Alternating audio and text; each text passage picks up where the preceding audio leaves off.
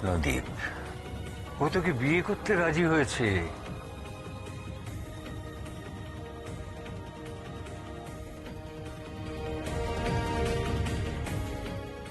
রত্নদ্বীপ আর মোহনার মেলামেশা, মানে বুঝতেই পারছেন, আপনার মাঝখান থেকে দুই বোনের মধ্যে নাহানি চোবানি।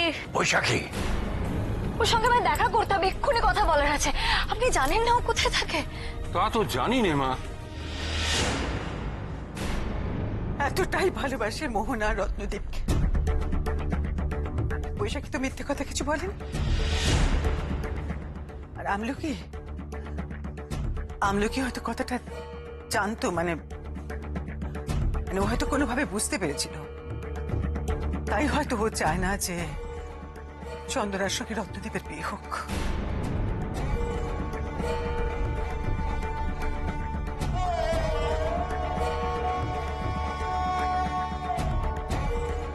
মোহন আর রত্নদ্বীপকে ভালোবাসে।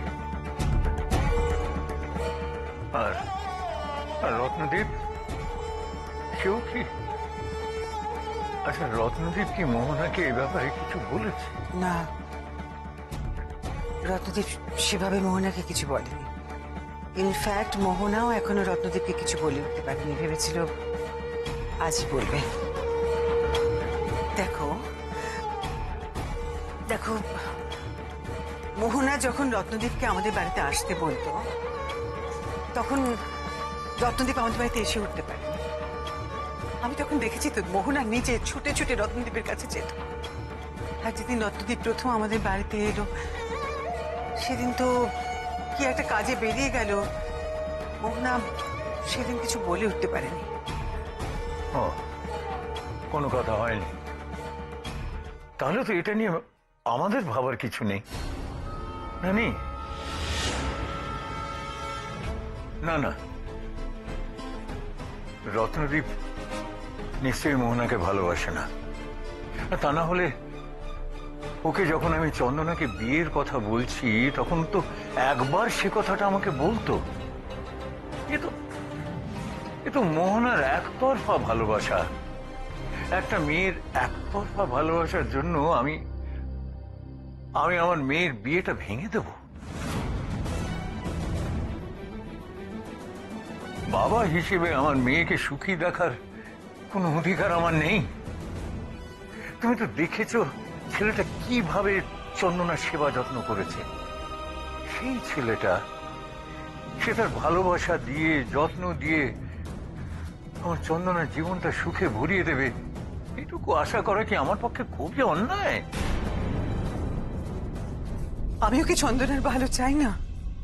বলো তো, আমি চাই না একটা সৎ পাত্রের হাতে চন্দনা পড়ুক। আমিও তো সেটাই চাই, কিন্তু সেজন্য তো মোহনার ফিলিংসটা নষ্ট হয়ে যেতে পারে না, সেটা তো বদলে যেতে পারে না কখনো। বিশেষ করে আমরা যখন একই বাড়িতে একসঙ্গে থাকি। ঠিক আছে, ঠিক আছে, আমি ওদের জন্য আরো ভালো কোনো বাড়ির ব্যবস্থা করে দেবো।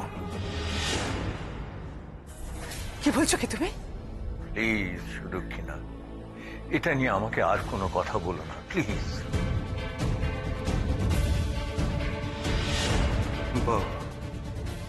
রত্নদ্বীপকে জামাই করার জন্য পুরো নিজের প্রাণের ভাই আর তার ছেলে মেয়েদেরও পরোয়া করছে না।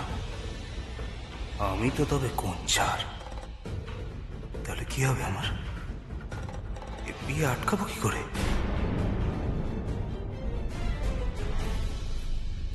মা, মা, আমায় রক্ষা করো মা। মা, রত্নদ্বীপ যদি এ বাড়িতে চলে আসে, তাহলে তো আমায় এ বাড়ি থেকে পাত্তারি গোটাতে হবে। রক্ষা করো।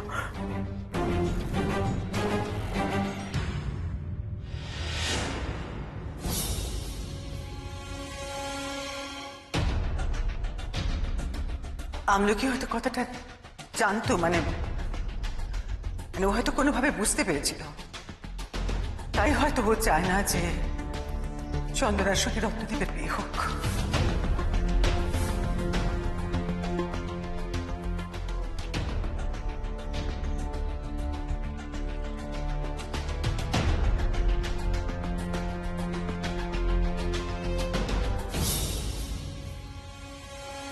তুমি যা চাও আমিও তাই চাই।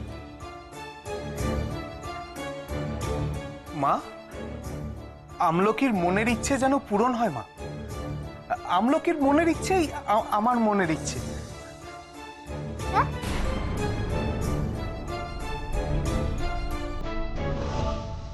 দেখো তো এই অসুস্থ শরীর নিয়ে মেয়েটা কোথায় গেল কে জানে। তুই ওর পেছন পেছন গেলি না কেন? আরে এমন ভাবে চলে গেল ধরতেই পারলাম না।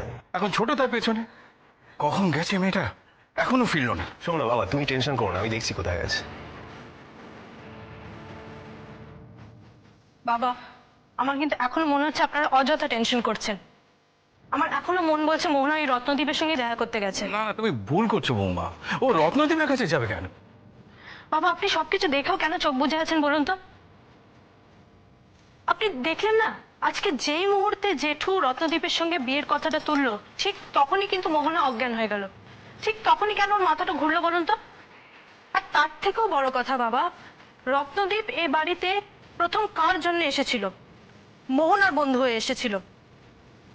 আর সেদিনও সকলের সামনে কিন্তু মোহনা রত্নদ্বীপকে নিয়ে ঘরে চলে এসেছিল। আর আজকেও জ্ঞান ফিরতে মোহনা ঠিক কাউকে কিছু না বলে বাড়ি থেকে বেরিয়ে গেল। এখান থেকে তো বোঝা যাচ্ছে বাবা যে মোহনা রত্নদ্বীপ আর চন্দনার বিয়েটা জাস্ট মেনে নিতে পারছে না। এটাই তো পরিষ্কার। তাই যদি গিয়ে থাকে তাহলে মোহনা খুব ভুল করেছে। রত্নদ্বীপ মোহনাকে বিয়ে করতে চাইলেও ওই চাল চুলোহীন ছেলের সঙ্গে আমি মেয়ের বিয়ে দেব না। ভালোই হয়েছে দাদা ওই ছেলেকে ঘর জামাই করতে চাইছে। বাজে কথা বলো না তো। ওনার মেয়ের যেন কোনো খুঁত নেই। আশ্চর্য, মেয়েটা যে কোনোদিনও মা হতে পারবে না সেটা যেন ভুলে গেছেন উনি। আচ্ছা, আমার মেয়েটাকে কে বিয়ে করবে বলো তো? যাও বা মোহনা একটা ছেলেকে জোটালো, তাও কারো সহ্য হলো না। কি হলো, চুপ করে আছো কেন? কিছু বলো, আমার কথাটা অন্তত ভেবে দেখো। চুপ কর চুপ কর। ঠিক আছে, মেয়েকে বসিয়ে রাখো ঘরে।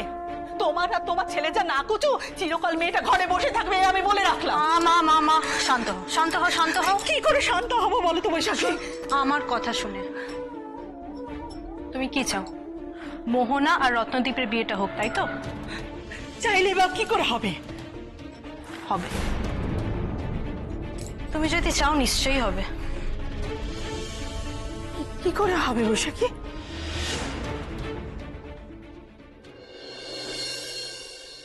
ওই রত্নদ্বীপ আর চন্দনার বিয়ে বিয়ে বিয়ে বিয়ে বিয়ে হোক, তুমি যেমন চাও না আমিও চাই না। তথাস্তু।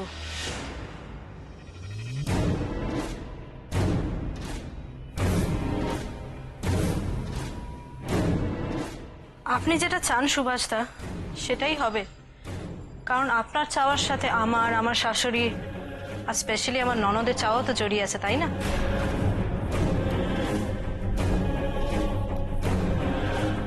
তুমি তুমি লেখো লেখো আর ঠাকুরকে বলো যেন বিয়ে না হয়। হ্যাঁ,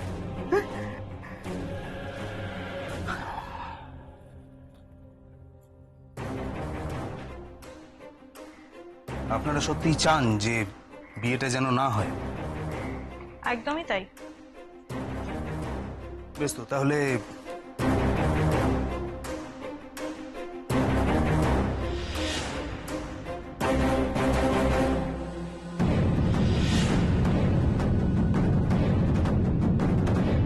মুগ্ধ হয়ে গেছে জানিস, মুগ্ধ। চন্দনার বাবা তো ভাবছেন এই ছেলেটি রত্নদ্বীপ আমার কথা, আমার সম্মানের কথা কত কত ভাবে।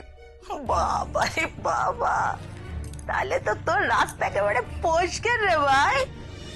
তবে কি বলতো? তবে আর কি, তবে হচ্ছে আমি ছুঁচোয় ঢুকছি। ভাই ভালো বেরোতে হবে কিন্তু, সেটা মাথায় রাখি। আরে সেইটা তো বেরোবো, কিন্তু সমস্যা শুধু একটা জায়গাতেই। হ্যাঁ, সেটা হচ্ছে মোহনা আমার প্রেমে পুরো পাগল হয়ে গেছে। তো ভয় লাগছে বিয়ের সময় ব্যাগরা না দিয়ে দেয়। যাতে ব্যাগরা না দেয় সে ব্যবস্থা কর। কিভাবে? দেখ ভাই, কথায় বলে চোখের আড়ালে থাকলে মানুষে অনেক কিছু করতে পারে, তা চোখের সামনে থাকলে যে ব্যাগরা দিতে পারবে না, তুই আটকে দিবি সে বিশ্বাস তোর উপর আমার আছে। তাই বলি কি, এবার থেকে তাকে চোখে চোখে রাখ। কিন্তু চোখে চোখে রাখতে গেলে আমাকে সবসময় সামনে থাকতে হবে। থাকবি, আজ বাদে কাল বিয়ে হলে তুই তো ওই বাড়ি গিয়ে থাকবি নাকি? হ্যাঁ, সব সম্পত্তি যখন বাগাতে হবে তখন। তাহলে সেটা আজ থেকে নয় কেন? দেখ, এমনিতেই ওরা জানে যে তোর বাড়ি ঘরে এখন আর কিছু নেই। তুই বরঞ্চ কাল সকাল সকাল বাক্স প্যাটার্ন নিয়ে ও বাড়ি গিয়ে ওঠ, ও বউয়ের বাপকে ডেকে বলবি আমার আর একা থাকতে ভালো লাগছে না গো, তাই আপনাদের কাছে থাকতে এলাম, বলে ওকে না একেবারে গাঁটি গেড়ে বসে যা। ঠিক বলেছিস দিদি, একদম তাই করব। তাহলে আর দেরি না করে কাল সকাল সকাল ঠাকুরের নাম নিয়ে রওনা দে। ও হ্যাঁ, ভালো কথা, আজকে বরং ঠাকুরের থানে গিয়ে পেন নাম ঠুকে একটু বাতাসা দে আয়। ঠাকুর যদি তোর থেকে মুখ ফেরায় তাহলে কিন্তু মুশকিল রে ভাই। ঠাকুর আমার থেকে মুখ ফেরাবে না দিদি, না ফেরালে ভালো। ঠাকুর আমার সঙ্গেই আছে, আসে। দুগ্গা দুগ্গা।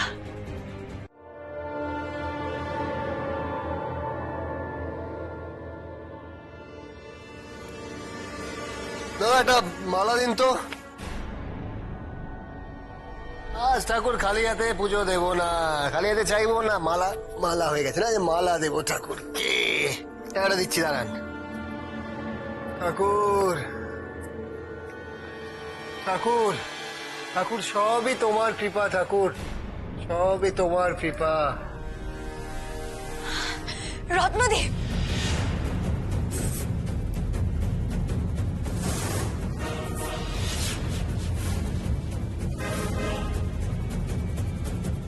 রত্নদীপ, রত্নদীপ, তুমি আমার সঙ্গে অন্যায় করতে পারো না, কিছুতেই করতে পারো না। রত্নদীপ, আমি মরে যাব, তুমি কেন রাজি হলে এই বিয়ে? এই বিয়ে আমি কিছুতেই মানতে পারবো না, বিশ্বাস করো, কিছুতেই মানতে পারবো। আমি যে তোমাকে নিয়ে অনেক স্বপ্ন দেখে ফেলেছি। তুমি কেন এরকম করলে আমার সঙ্গে? কেন এভাবে আমার জীবনটা তছনছ করলে? কেন তছনছ করলে এইভাবে? যাক বাবা, যে পেলো তাহলে। পেলো কি খুঁজে আদৌ? মানে না রত্নদীপ, তুমি আমার সঙ্গে এটা করতে পারো না, কিছুতেই করতে পারো না। এটাকে ফাঁসিয়ে তারপর ছেড়ে দিয়েছে। কিলো করেছে, পাবলিক তো কেলাবে বলে মনে হচ্ছে। না, কেস ঘোরাতে হবে, এক্ষুনি মোহনাকে দিয়ে কেস ঘোরাতে হবে। তারা ধরো তো, তারা দেখাচ্ছি মজা। মোহন, আমার কথাটা শোনো, তুমি এরকম করো না, এরকম কান্নাকাটি করো না। তোমার তুমি কাঁদিয়েছো আমাকে। শরীর খারাপ হবে, আমি কাঁদাইনি। আমার কথাটাও তো শোনো, আমারও তো কিছু বলার আছে। আরে খারাপ তো আমারও লাগছে, কষ্ট আমারও হচ্ছে। কষ্ট হচ্ছে? হ্যাঁ, আমারও কষ্ট হচ্ছে। আর আমার কষ্ট হচ্ছে বলেই তো এখানে আমি ঠাকুরের সামনে এসে জিজ্ঞেস করছি যে আর আর আর কত কত আমাকে সহ্য করতে হবে, আর কত সহ্য করতে হবে। তুমি জানো, তুমি তুমি তুমি কি জানো যে সেদিন তোমার জেঠু চন্দনার ঘরে অসহায় অসুস্থ চন্দনার সামনে আমার পায়ে পড়ে গেছিলেন।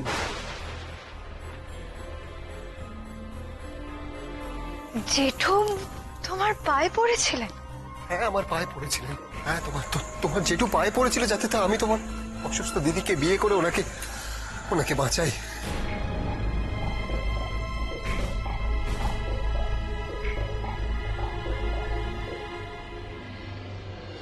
উনি মারা যাবার আগে ওনার অসুস্থ মেয়েকে কারোর হাতে দিয়ে যেতে চেয়েছিলেন, যে ওনার মেয়ে দেখাশোনা করে। আমি নাকি সেই ছেলে। বারবার করে আমাকে বলছিলেন আমি যেন রাজি হয়ে যাই এই বিয়েতে। হাউ করে কাঁদতে থাকলেন মোনা। আমি কি করে অস্বীকার করতাম বলো তো? আমি পারিনি। তুমি তো জানো আমি স্বার্থপর নয়। স্বার্থপর হলে আমি নিজের বিষয় সম্পত্তি অর্থ সব এমনি ছেড়ে চলে আসতাম। কিছু অনাথ বাচ্চাদের জন্য নিজের বাড়িটাকে ছেড়ে দিতাম। তাই আমি নিজের ভালোবাসা, নিজের ইচ্ছে, নিজের স্বপ্ন সব কিছু জলাঞ্জলি দিয়ে দিলাম। আর তোমার জেঠুর কথায় আমি রাজি হয়ে গেলাম। তোমার জেঠুর কথায় আমি আজই ভেবেছিলাম তোমাকে সব বলবো, জানো, তোমার সামনে সব বলে আসবো, কিন্তু সাহস হয়নি। পালিয়ে এলাম। আর এখন যখন তুমি আমার সামনে, আচ্ছা মনে, তুমি তোমার দিদিকে ভালোবাসো তো, বলো? তুমি তোমার জেঠুকেও ভালোবাসো। সেই ভালোবাসার জন্য, সেই জেঠুর জন্য দিদির জন্য নয়, তুমি আমাদের এই তুচ্ছ ভালোবাসাটাকে বলিদান দাও, বলিদান দাও মোহনা, বলিদান দাও।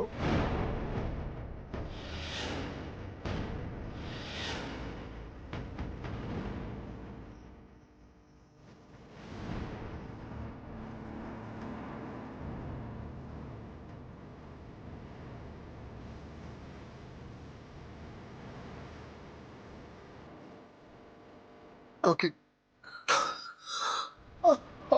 ওকে ক্ষমা করে দাও, আমাকে ক্ষমা করে দাও, ক্ষমা করে দাও, আমাকে ক্ষমা করে দাও।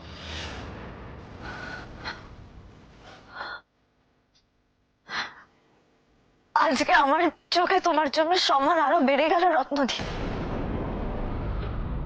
কিন্তু আমি যে তোমার মতো অত বড় মনের মানুষ নই। কোথাও আমিও স্বার্থপর, অনেক কিছু হারিয়েছি আমি। আর না, আমার যা চাই তা চাই।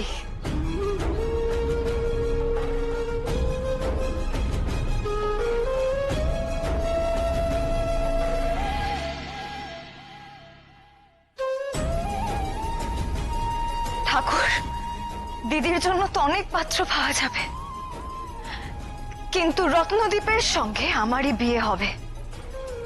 আর তার জন্য যা যা করার আমি সব করব। তুমি শুধু আমার পাশে থেকো ঠাকুর, আমার শুধু পাশে থেকো তুমি।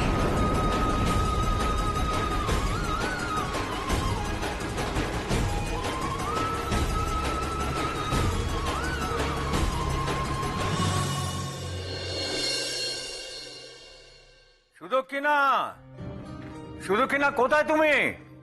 বাবলু, নিলয়, এই তো। কি হয়েছে? আরে হবে আবার কি, ঠাকুর মশাইয়ের আসার কথা ছিল না, ঠাকুর মশাই এসেছেন। বসুন, আপনি বসুন বসুন। হ্যাঁ রে, তো জেঠিমুনি কোথায়? আসছি আসতে একটু সময় দেবে তো? পাঁজিটা নিয়ে এসে- এই যে পাঁচি। হ্যাঁ, এই নিন। এবার দেখে ভালো করে বলুন তো সামনাসামনি কি দিন আছে। কোথায় যাচ্ছ? যেও না, তুমি চলে গেলে এই নিয়ে কথা উঠবে। দাঁড়াও দাঁড়াও।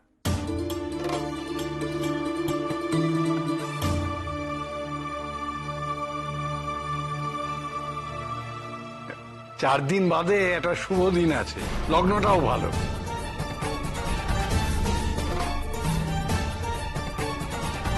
চার দিন পরে? বাহ, খুব ভালো। তাহলে ওই দিনই হবে। কিন্তু শত হলেও মেয়ের বিয়ে বলে কথা, মাত্র কটা দিনের মধ্যে আপনারা। আরে 4 দিন যথেষ্ট সময়, একদম অনেক সময়। কি রে নিলয়, তাই না? তাহলে ওই দিনই হবে। শোন নিলয়, তুই কিন্তু আমার পাশে পাশে থাকবি। আর বাবলু। হ্যাঁ দাদা। তুই তাহলে এক কাজ কর, ওই মধু হালুইকরকে খবর দে, বাড়িতে ভিয়েন বসানো হবে। হ্যাঁ ঠাকুরমশাই, তাহলে আপনি লিস্টটা আজকেই আমাকে দিয়ে দিন। হ্যাঁ, আমি আজকেই পাঠিয়ে দেবো। আজ তাহলে আমি উঠি। আচ্ছা আচ্ছা। আপনি মিষ্টিটা একটু মুখে দিয়ে যাবেন। বাবা, এত মিষ্টি! একটা খাও।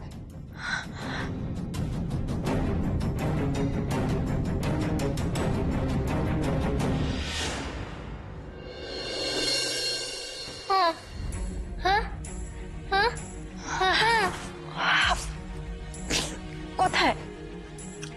আমি কাঁদছি না তো? কাঁদছি না আমি।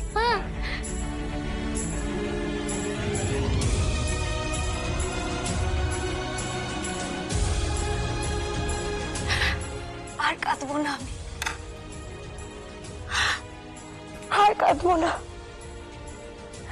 আর চোখের জল ফেলবো না। আমি আর কাঁদবো না।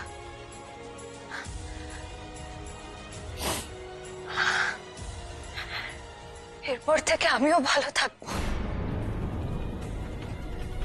আমি আর কষ্ট পাবো না, আর কারোর কথা আমি ভাববো না। আজ থেকে 4 দিন পর ওই একই লগ্নে রত্নদ্বীপের সঙ্গে আমারই বিয়ে হবে। আমারই বিয়ে হবে।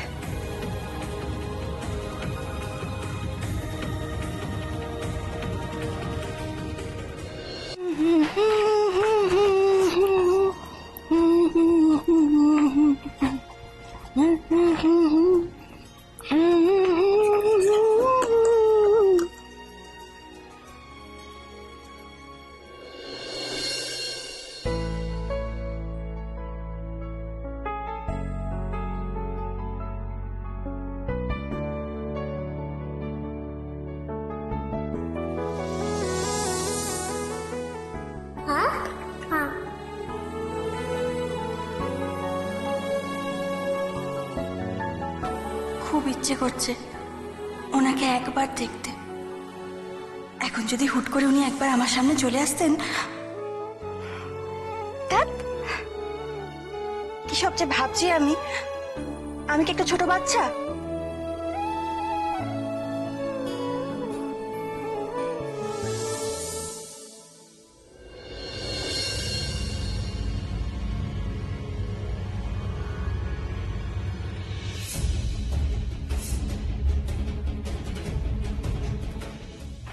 উনি সত্যি সত্যি এসে গেছেন।